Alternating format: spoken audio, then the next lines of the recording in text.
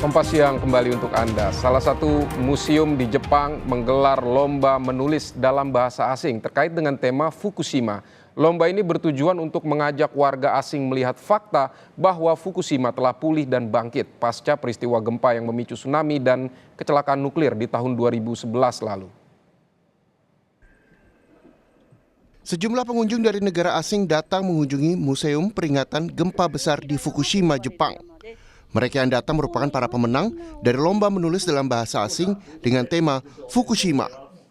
Lomba ini digelar oleh Museum Peringatan Gempa Besar yang mengajak warga asing untuk menulis tentang Fukushima dan peristiwa besar yang pernah terjadi di wilayah ini.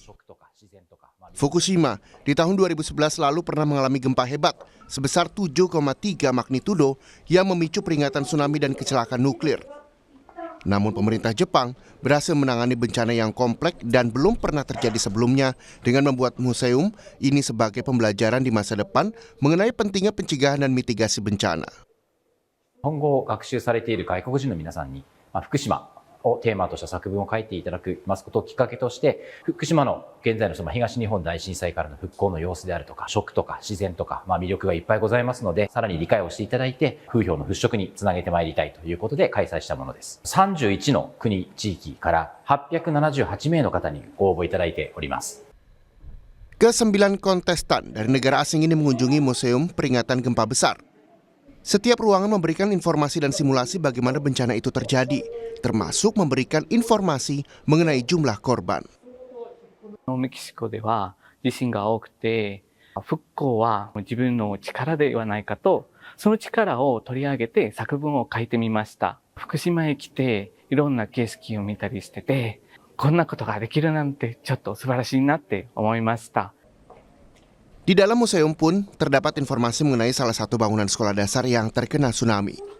Namun beruntung, sebelum tsunami menghantam, 82 siswa dan guru berhasil lari dan berlindung di tempat aman karena adanya peringatan yang muncul sebelum tsunami terjadi.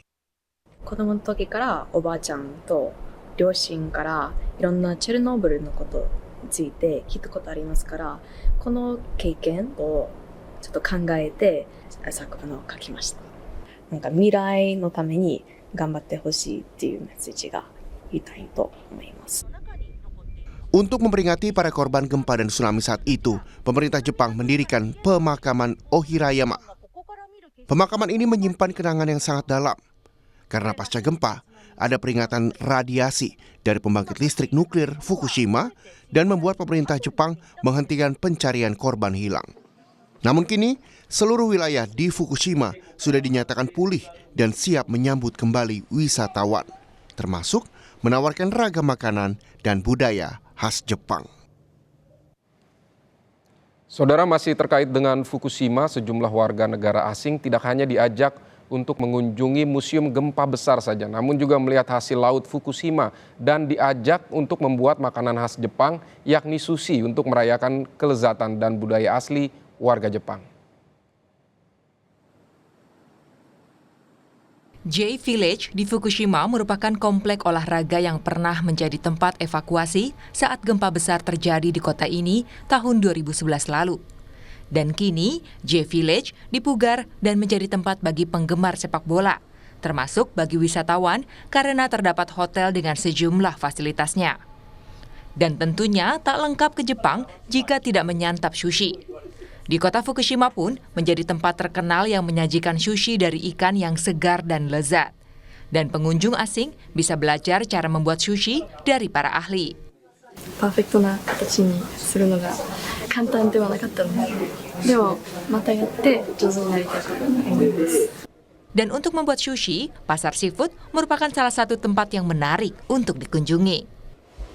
福島のことを見れば見るほどその気持ちが高まってきて、作文コンクールはすごいいい機会でした。自分の気持ちを伝えるためとして刺身とか寿司とか生のままの料理がすごく盛り上がっているようで、そういうところが好きです。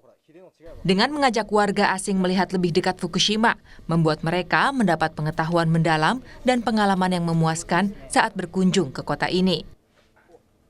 東日本大震災という震災があった、そういったニュースも世界的なニュースになりましたので、その当時の多分印象をお持ちだったんだと思いますが、実際に元気になったその福島の街をご覧になってですね、活気がある、そして人も皆さん生き生きと生活をされている様子をご覧になってですね、福島の本当復興の状況というのを改めて実感されているんじゃないかなと思っております。